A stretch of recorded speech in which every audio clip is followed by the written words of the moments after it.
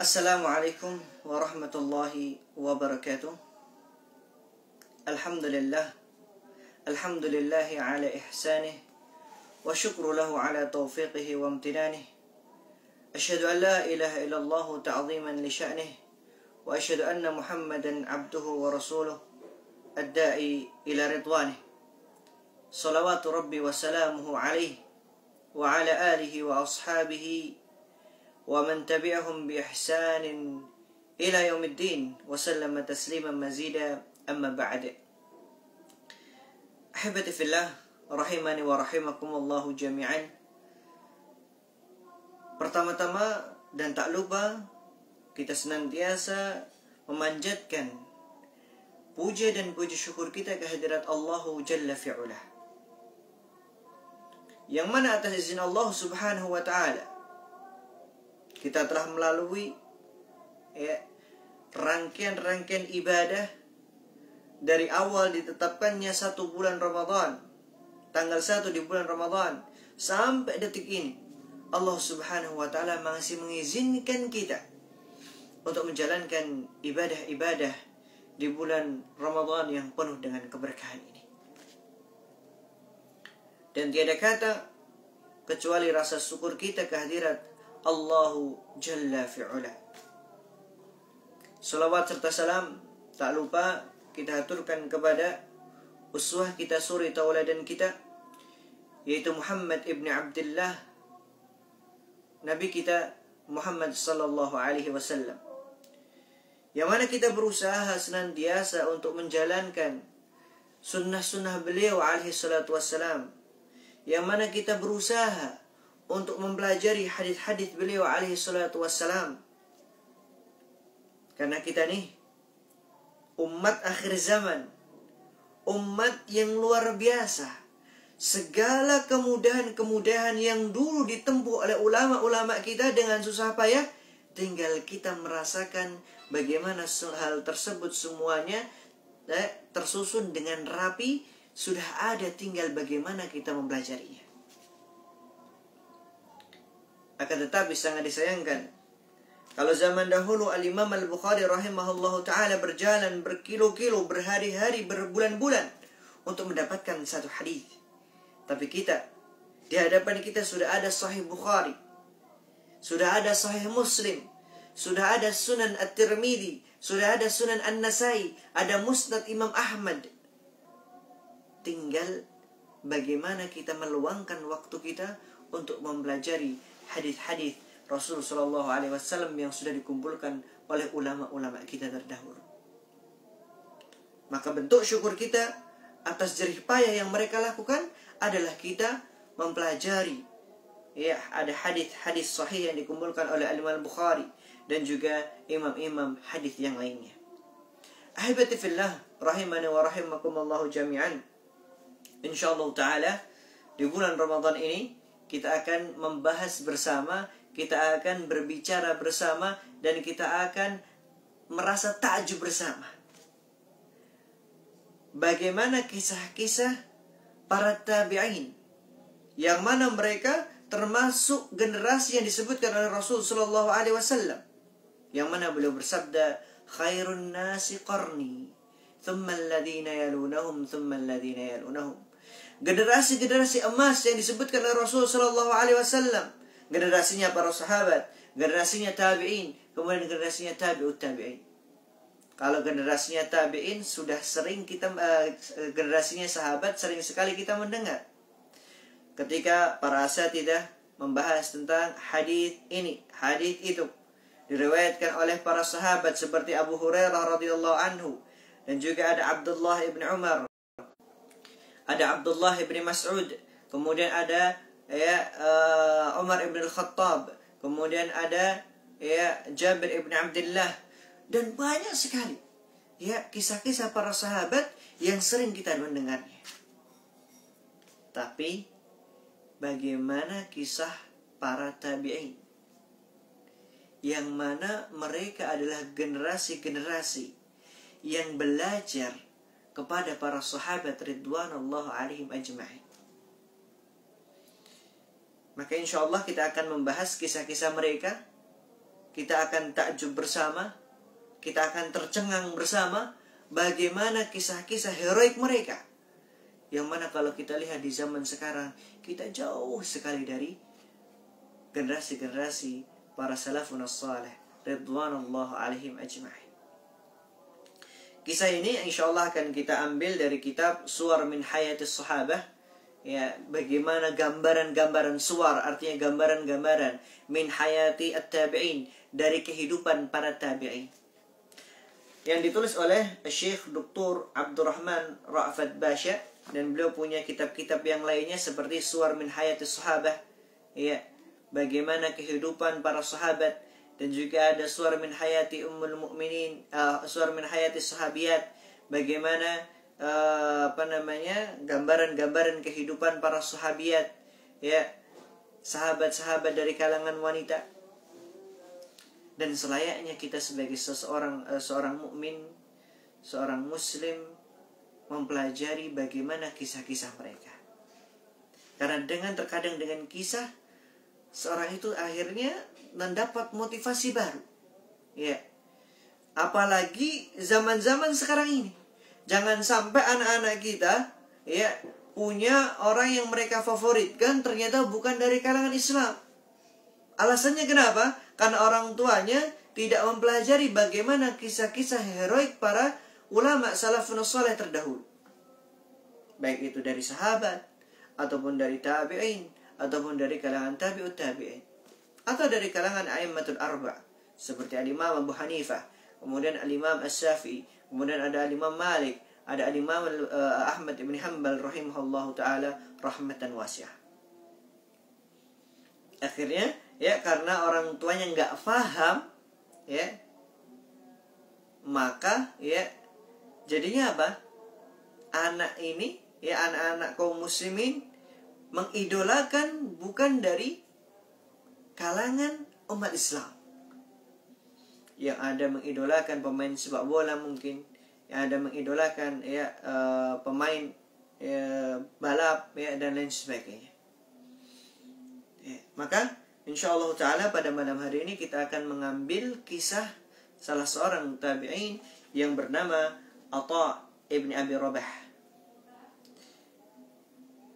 Dan dikatakan oleh Salamah ibn Khuwail, beliau mengatakan, tidak aku melihat seorang pun yang lebih mengharapkan wajah Allah subhanahu wa ta'ala dengan ilmunya melain 3 orang.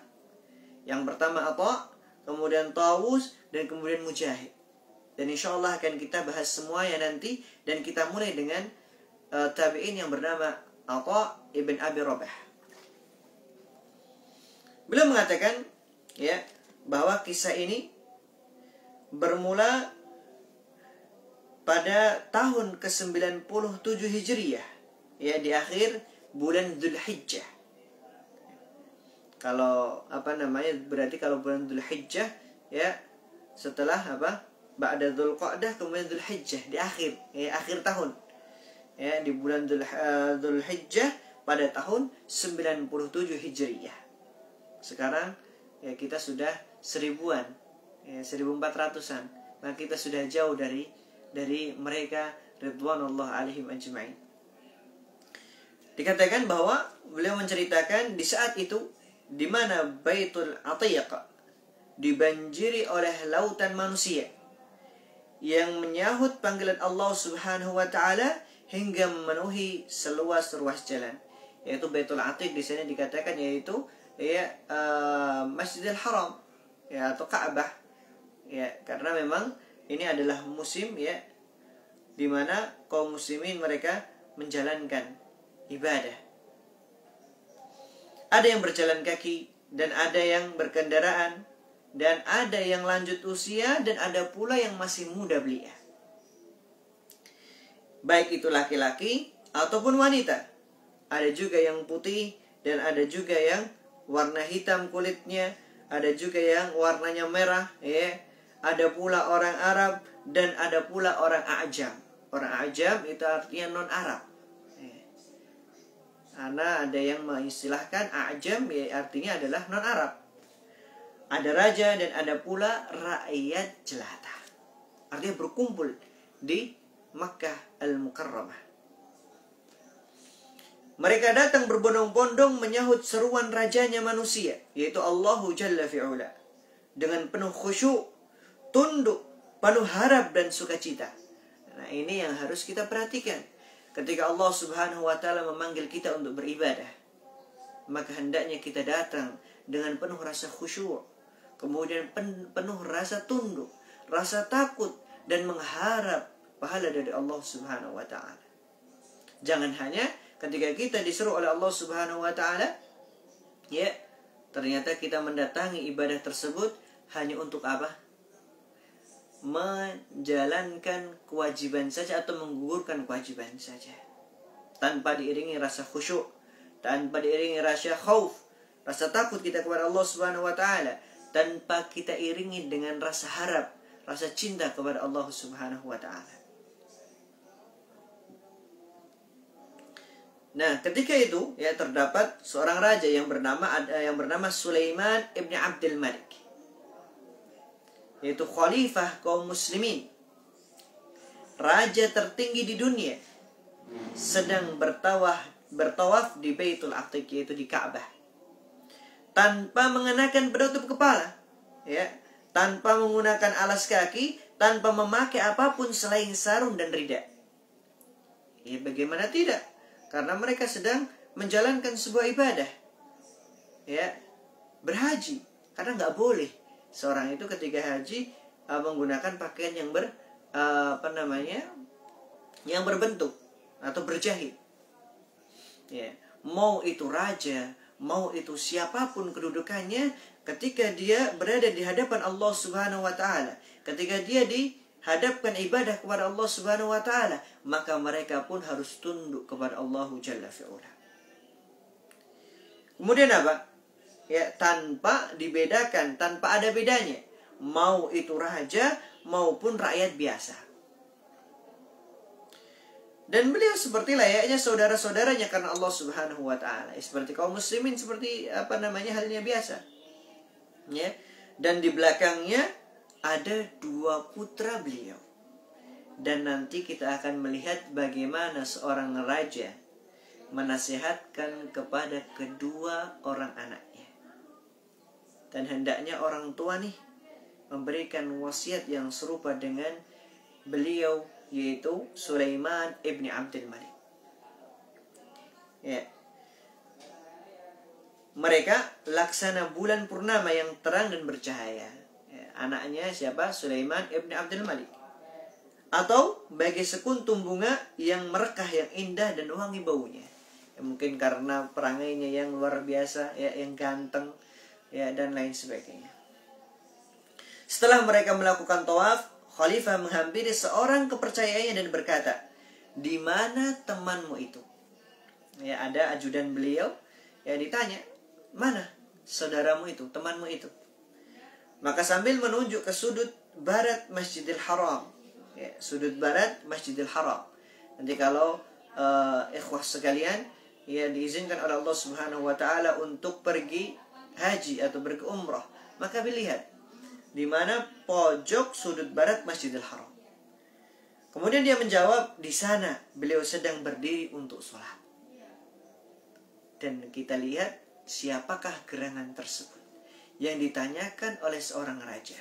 Bukan orang ini yang menghampiri raja, akan tetapi raja yang mencari beliau. Dengan diiringi 2 putranya, yaitu khalifah, bertandang menuju lokasi yang dimaksud, pergi ke sana. Ya, dan para pengawal khalifah bermaksud untuk menyibak kerumunan orang untuk melapangkan jalannya. Akan tetapi, ya, beliau mencegahnya, khalifah mencegahnya. Jangan, ya. Ini adalah suatu tempat yang tidak membedakan antara raja dan juga rakyat jelata. Wa ya subhanallah. Luar biasa bagaimana seorang raja, ya. Bagaimana seorang raja yang mengatakan kepada para pengawalnya, para ajudannya, ketika dia dalam keadaan ibadah kepada Allah Subhanahu wa ta'ala, apa yang beliau katakan? Jangan kamu ganggu mereka. Karena ini adalah tempat yang mana tidak ada bedanya antara raja dan juga manusia. Dan juga rakyat jelata. Kalau ada seandainya pemimpin yang seperti ini, maka luar biasa. Dia tahu posisinya. Di mana posisi dia itu sama seperti kaum manusia yang lainnya. Rakyat-rakyat yang lainnya. Sama seperti rakyatnya. Yaitu apa? Ketika berada di hadapan Allahu Jalla fi'ula.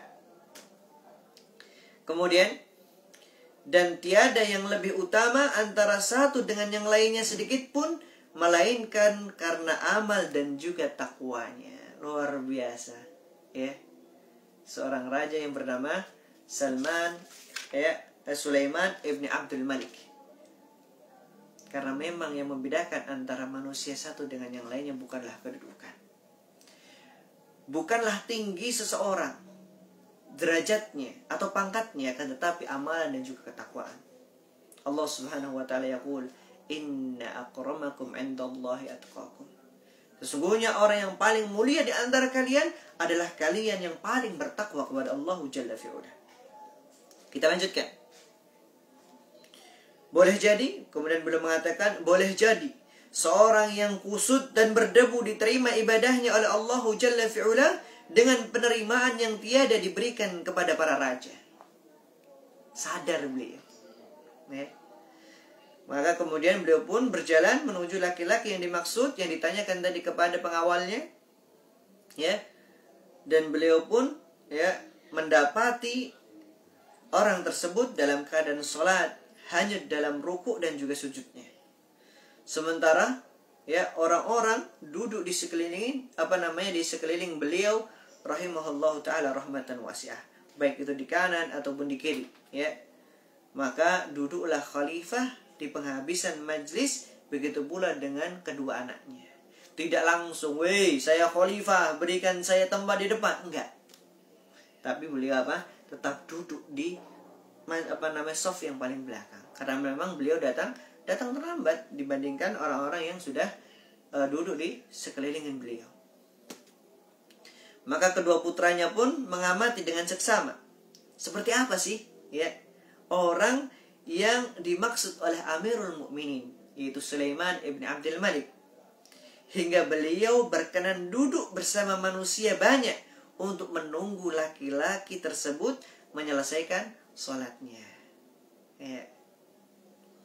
Dan ternyata dia adalah seorang tua Habasyi. Kalau orang sudah mendengar nama Habasyi itu seakan-akan terbesit dalam pikirannya orangnya hitam, pekat, yang putih hanya giginya. Dan rambutnya keriting, bahkan pesek hidungnya. Apabila duduk, bahkan beliau mengatakan apabila duduk laksana burung gagak yang berwarna hitam. Setelah orang yang dimaksud itu selesai menunaikan sholatnya, maka syekh itu pun menoleh pandangannya ke arah di mana khalifah duduk. Maka Khalifah Sulaiman ibn Abdul Malik segera mengucapkan salam, dan orang tua itu pun membalasnya dengan yang serupa. Kemudian di sini khalifah menghadap orang tua tersebut dan menggunakan kesempatan itu untuk bertanya tentang manasik haji, kemudian tentang rukun demi rukunnya, sedangkan orang tua tersebut menjawab setiap pertanyaan yang diajukan oleh Amirul Mukminin Khalifah Sulaiman ibn Abdul Malik. Semua pertanyaan beliau jawab. Dan dia dia jelaskan dengan rinci dan tidak menolak kesempatan bagi yang ingin menambahkannya. Dia sandarkan seluruhnya dengan apa yang beliau dapatkan dari hadis Rasul Shallallahu Alaihi Wasallam. Nah, ini yang harus menjadi sandaran bagi seorang ulama, seorang dai. Segala sesuatu kita kembalikan kepada hadis Rasul Shallallahu Alaihi Wasallam. Maka disinilah pentingnya bagaimana kita terus mempelajari hadis-hadis Rasul Shallallahu Alaihi Wasallam. Kemudian setelah merasa cukup dengan pertanyaannya, Khalifah mendoakan syekh tersebut agar mendapatkan balasan yang lebih baik. Lalu Khalifah berkata kepada kedua putranya, apa yang beliau katakan? berdirilah kalian. Maka keduanya berdiri dan mereka pun beranjak menuju tempat sa'i. Nah, anaknya khalifah bertanya-tanya nih, kok bisa bapaknya sebagai seorang Amirul Mukminin, Khalifatul Muslimin, rela untuk duduk menunggu, ya, bahkan duduknya pun di penghujung majelis. Ketika para pengawalnya pengen menyibak kerumunan, enggak boleh. Beliau larang. Siapa gerangan orang tersebut? Maka ya, ketika di perjalanan di tengah perjalanan sa'i antara Safa dan Marwah, kedua pemuda itu mendengar seruan para penyeru. Wahai kaum muslimin, tiada yang berhak berfatwa di tempat ini kecuali Atha ibn Abi Rabah. Jika tidak bertemu dengannya, hendaknya menemui Abdullah ibn Abi Najih. Maka seorang dari pemuda itu, ya, salah satu dari keduanya, menoleh kepada khalifah seraya berkata, petugas Amirul Mukminin menyuruh manusia agar tidak meminta fatwa kepada seorang pun selain Atha ibn Abi Rabah dan temannya. Namun mengapa kita tidak justru datang dan meminta fatwa kepada, ya, malah kita justru meminta fatwa kepada seorang laki-laki yang tidak memberikan prioritas kepada khalifah dan tidak pula memberi hak penghormatan khusus kepadanya. Heran anak-anaknya, ya, bapaknya seorang khalifah tapi diperlakukan seperti rakyat jelata, tidak ada pengkhususan sama sekali, ya. Maka Sulaiman ibn Abdul Malik berkata kepada putranya, wahai anakku, pria yang kamu lihat dan engkau melihat kami berlaku hormat di hadapannya, dialah yang bernama Atha ibn Abi Rabah, orang yang berhak berfatwa di Masjidil Haram. Beliau mewarisi ilmu Abdullah ibn Abbas, ya, dengan bagian yang sangat banyak. Kemudian beliau melanjutkan, wahai anakku, carilah ilmu, karena dengan ilmu rakyat bawahan bisa menjadi terhormat dan para budak bisa melampaui derajat para raja. Wah, ya, subhanallah, itu mengangkat derajat, ya, seorang yang memiliki ilmu. Kemudian ahibati fillah rahimani wa rahimakumullahu jami'an, kita melanjutkan bagaimana kisah beliau yang sangat luar biasa. Ungkapan Sulaiman ibn Abdul Malik seperti yang beliau katakan kepada putranya tentang keutamaan ilmu tidaklah berlebihan. Kenapa? Karena Atha ibn Abi Rabah sebagai bukti nyata, masa kecil beliau hanyalah sebagai seorang budak milik seorang wanita penduduk Mekah, ya. Hanya saja Allah Subhanahu wa taala memuliakan budak Habasyah ini sejak dia, ya, pancangkan kedua telapak kakinya di atas jalan untuk menuntut ilmu. Beliau membagi waktunya untuk menjadi 3 bagian. Sebagiannya untuk majikannya, dan beliau berkhidmat dengan baik dan menunaikan hak-hak, ya, majikannya. Sebagiannya lagi beliau gunakan waktu untuk menyendiri bersama Rabb Subhanahu wa taala, bersama Allah Subhanahu wa taala. Dan beliau tenggelam di dalam peribadatan yang begitu suci dan ikhlas kepada Allah Jalla fi'ula. Kemudian sepertiganya lagi, ya, beliau gunakan untuk menuntut ilmu, ya. Jadi waktu beliau walaupun sebagai budak luar biasa. Inilah pentingnya bagaimana kita memanage seorang muslim itu, harusnya di dalam manajemen waktu lebih bagus dan lebih tertata. Kalau kita pengen nih, ya, punya seperti Atha ibn Abi Rabah, walaupun kita sesibuk apapun, ketika kita berusaha untuk memanage waktu, mana waktu untuk majikannya, mana waktu untuk bersama Rabb Subhanahu wa taala, dan mana waktu untuk menuntut ilmu. Dan ketika seorang continue melakukan hal tersebut, insya Allah dia akan mendapatkan apa yang dia inginkan, ya. Dan beliau mengambil ilmu dari Abu Hurairah, kemudian Abdullah ibn Umar, kemudian Abdullah ibn Abbas, kemudian Abdullah ibn Zubair, dan sahabat-sahabat yang lainnya ridwanallahu alaihim ajma'in, hingga dadanya penuh dengan ilmu, ya, baik itu fikih dan riwayat dari Rasul sallallahu alaihi wasallam. Luar biasa. Seorang budak, tapi dia diangkat derajatnya oleh Allah Subhanahu wa taala sebagai seorang ulama. Bahkan tidak ada yang boleh berfatwa di Masjidil Haram kecuali Atha ibn Abi Rabah, ya, kemudian juga sahabat beliau yang bernama Abdullah ibn Abi Najih. Dan begitu, ya, ketika begitu majikan penduduk Mekah melihat budaknya, ya, telah menjual dirinya kepada Allah Subhanahu wa taala dan berhak untuk menuntut ilmu, maka ia cabut haknya terhadap Atha. Dan dia memerdekakan budak tersebut demi taqarrub kepada Allah Jalla fi'ula, dengan harapan mudah-mudahan dia dapat memberikan manfaat bagi Islam dan juga kaum muslimin. Maka sejak itu Atha ibn Abi Rabah menjadikan Baitul Haram sebagai tempat gantinya, itu tempat tinggal beliau, ya, menjadi rumah tempat beliau bermalam, sebagai madrasah bagi beliau memperdalam ilmu, tempat sholat untuk bertaqarrub kepada Allah Subhanahu wa taala dengan takwa dan juga ketaatan.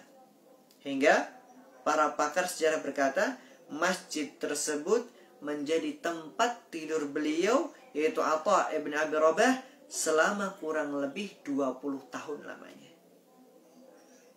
Benar-benar, ya, dirinya atau hidupnya dia gadaikan, dia investasikan untuk Allah Subhanahu wa taala. Kalau pertanyaan bagi kita, ada nggak orang yang demikian? Benar-benar dirinya dia jual kepada Allah Subhanahu wa taala untuk mendapatkan ilmu, ya, untuk, ya, memperdalam riwayat-riwayat dan juga hadis-hadis Rasul sallallahu alaihi wasallam. Ya, sampailah tabi'in yang agung ini ke derajat tinggi dengan hal ilmu, dan puncak keluhuran martabat yang tiada manusia mampu meraih derajat tersebut melainkan sedikit sekali pada zaman beliau rahimahullah ta'ala rahmatan wasi'ah. Dan telah diriwayatkan bahwa Abdullah ibn Umar berkunjung ke Mekah untuk melakukan umrah. Orang-orang mengerumuni beliau untuk menanyakan persoalan agama dan meminta fatwa kepada beliau. Lalu Abdullah ibn Umar mengatakan suatu ungkapan. Sungguh aku heran kepada kalian, wahai penduduk Mekah. Mengapa kalian berkumpul kepadaku untuk bertanya tentang masalah-masalah tersebut, padahal di tengah-tengah kalian terdapat Atha ibn Abi Rabah. Maka kalau kita, ya, ini adab juga, bagaimana kalau seandainya di dalam suatu daerah terdapat ustadz yang memiliki ilmu yang mumpuni, ya, bahkan dia spesialis dalam hal tersebut, maka hendaknya kita tanya kepada mereka, tidak kepada yang lebih jauh, asatidz yang jauh, kecuali kalau memang di daerah tersebut tidak ada lagi ustadz yang spesialis pada bidang tersebut, maka boleh kita untuk bertanya kepada ahlinya. Tapi ketika kita nih dapat nih, ya, di tengah-tengah kita masyarakat ternyata mereka, ya, mendapati ada seorang yang punya ilmu, ya, bahkan spesialis dalam hal tersebut yang ingin dia tanyakan, maka tanyakanlah kepada orang tersebut atau ustaz tersebut atau ulama tersebut. Kemudian kita lanjutkan bahwa Atha ibn Abi Rabah mencapai puncak derajat di dalam hal agama dan juga mencapai puncak derajat dalam hal agama dan ilmu karena dua hal. Yang pertama, beliau mampu mengendalikan jiwanya sehingga tidak memberikan peluang untuk sibuk dalam urusan yang tidak berguna baginya.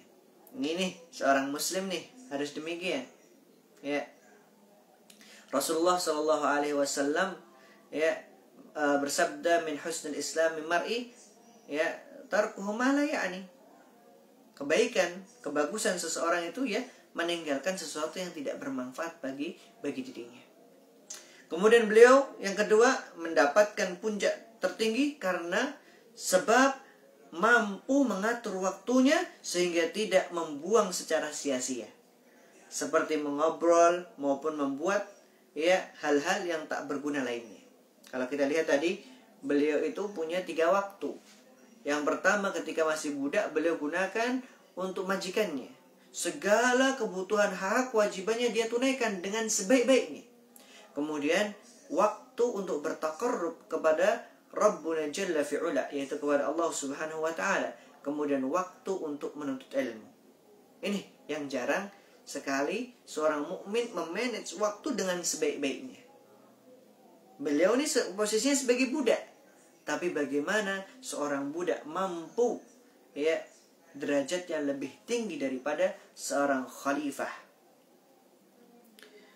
Maka Muhammad ibni Syauqah menceritakan kepada jamaah yang mengunjungi beliau, maukah aku ceritakan kepada kalian sesuatu yang mudah-mudahan dapat bermanfaat bagi kalian sebagaimana kami telah mendapatkan manfaat karenanya.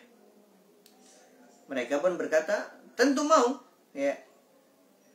Beliau berkata, suatu hari Atha ibn Abi Rabah menasihatiku.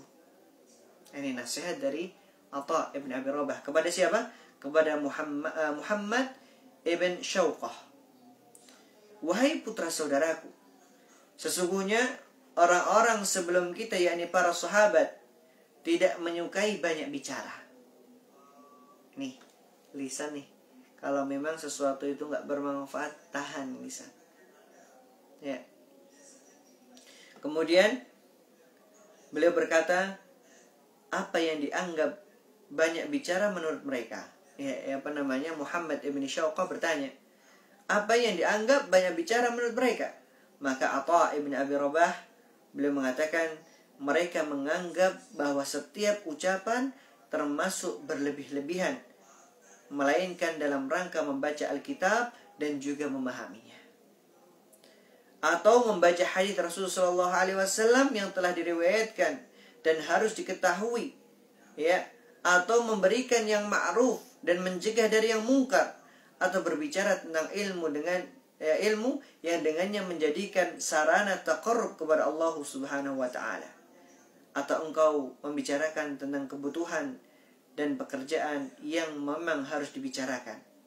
Jadi nasihat Atha kepada Muhammad ibn Syauqah yang pertama yaitu apa? Membaca kitabullah dan juga memahaminya. Tidak hanya sekedar membaca saja, ahibati fillah, tapi memahami Al-Quran itu sangat penting. Kemudian yang kedua, membaca hadis-hadis Rasulullah SAW. Kemudian membicarakan atau memerintahkan pada yang ma'ruf dan mencegah dari perkara yang mungkar, dan juga memang membicarakan sesuatu yang perlu dibicarakan. Lalu beliau memperhatikan raut wajahku seraya berkata, apakah kalian mengingkari firman Allah Subhanahu wa ta'ala, wa inna alaikum lahafidhin kiraman katibin. Di dalam surah Al-Infitar ayat yang ke-10 sampai 11, Allah Subhanahu wa ta'ala yaqul, padahal sesungguhnya bagi kamu ada malaikat-malaikat yang mengawasi pekerjaanmu yang mulia di sisi Allah Subhanahu wa ta'ala, dan yang mencatat pekerjaan-pekerjaanmu itu. Ya.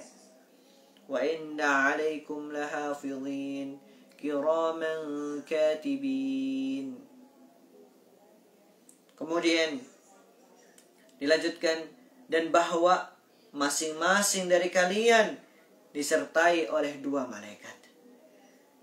Id yatalaqqal mutalaqqiyani 'anil yamini wa 'anil shimali qa'id ma yalfidhu min qawlin illa ladayhi raqibun 'atid. Di dalam surah Qaf ayat yang ke-17 sampai 18 Allah Subhanahu wa taala berfirman, yaitu ketika dua malaikat mencatat amal perbuatannya, seorang duduk di sebelah kanan dan yang lain duduk di sebelah kirinya. Tiada suatu ucapan pun yang diucapkan melainkan ada di dekatnya malaikat pengawas yang selalu hadir. Apa yang kita ucapkan semuanya akan terekam dan kelak akan dimintai pertanggungjawaban di sisi Allah Subhanahu wa taala. Maka hati-hati nih, lisan kita harus kita jaga.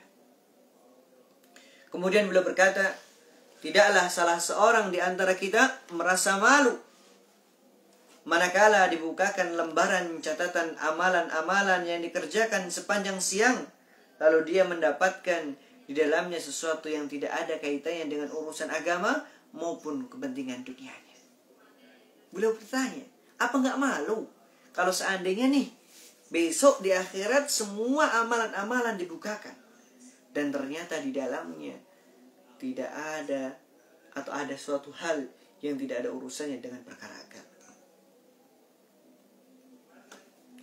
Maka sungguh Allah Subhanahu wa taala memberikan manfaat kepada banyak orang dengan ilmunya Atha ibn Abi Rabah. Ya. Di antara mereka ada yang menjadi ahli ilmu yang handal, ada yang menjadi pengusaha dan lainnya. Al-Imam Abu Hanifah An-Nu'man menceritakan pengalaman beliau. Ini cerita dari Al-Imam Abu Hanifah radhiyallahu anhu. Beliau mengatakan, aku pernah melakukan 5 kesalahan ketika melakukan manasik di Mekah. Ya. Lalu seorang tukang cukur mengajariku. Ya, ingat, ini orang yang nyukur nih, bukan ahli ilmunya. Yang menegur siapa? Abu Hanifah. Dan peristiwa tersebut terjadi manakala aku bermaksud mencukur rambut karena hendak menyudahi ihram. Maka aku mendatangi seorang tukang cukur, lalu aku bertanya, berapa upah yang aku harus bayar untuk mencukur rambut kepala? Maka tukang cukur itu menjawab, semoga Allah memberikan hidayah kepada Anda. Ibadah tidak mempersyaratkan itu. Duduklah dan posisikan kepala sesuka Anda. Aku pun merasa grogi dan duduk. Hanya saja ketika itu aku hendak membelakangi kiblat. Maka tukang cukur tersebut mengisyaratkan agar aku menghadap kiblat dan aku pun menuruti kata-katanya. Yang demikian semakin membuat aku salah tingkah. Lalu saya menyerahkan kepala bagian kiri untuk dipangkas rambutnya. Namun tukang cukur itu berkata, berikan bagian kanan terlebih dahulu. Lalu aku pun menyerahkan bagian kanan kepalaku. Kemudian tukang cukur itu mulai memangkas rambutku. Sementara aku hanya diam memperhatikannya dengan takjub. Melihat sikapku, tukang cukur itu berkata, mengapa Anda diam? Bertakbirlah. Lalu aku pun bertakbir hingga aku beranjak untuk pergi. Untuk kesekian kalinya beliau terheran-heran dengan tukang cukur tersebut. Maka tukang cukur itu mengatakan kepadaku, hendak kemana Anda? Mau pergi kemana lagi? Ketika sudah selesai, aku pun mengatakan, aku hendak pergi menuju kendaraanku. Maka tukang cukur itu berkata, sholatlah 2 rakaat dahulu, baru kemudian silahkan pergi sesuka Anda. Aku pun sholat 2 rakaat, lalu aku berkata kepada diriku sendiri, gak mungkin seorang tukang cukur bisa membuat seperti ini, melainkan pasti dia memiliki ilmu. Maka kemudian aku bertanya kepadanya, dari mana engkau mendapatkan tata cara manasik yang telah Anda ajarkan kepadaku tadi? Maka orang tersebut mengatakan, aku melihat Atha ibn Abi Rabah mengerjakan seperti itu, lalu aku mengambilnya dan memberikan pengarahan kepada manusia ketika mereka dalam posisi Anda. Luar biasa. Sampai tukang cukur pun mengambil ilmu kepada Atha ibn Abi Rabah. Dan ini yang hendaknya kita perhatikan, ahibati fillah. Mau bagaimanapun profesi Anda, ketika Anda mampu untuk berdakwah pada posisi Anda, berdakwahlah.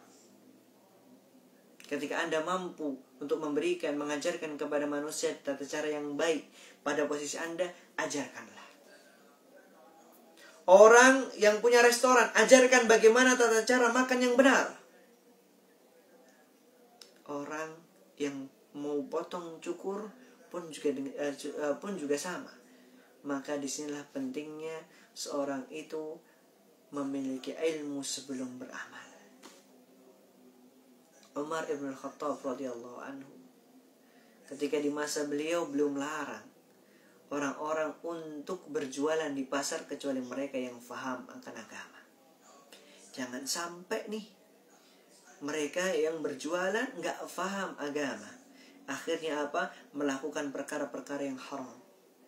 Sekelas Abu Hanifah diajarkan oleh seorang tukang cukur dan beliau pun tidak malu. Banyak sekali faedah-faedah pelajaran yang dapat kita ambil dari kisah-kisah beliau. Dan insyaAllah ya, kita akan melanjutkan tentang kisahnya Atha ibn Abi Rabah pada kesempatan berikutnya. Hadza wa sallallahu ala nabiyina Muhammad.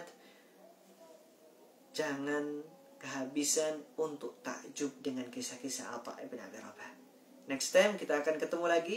Barakallahu fikum. Assalamualaikum warahmatullahi wabarakatuh.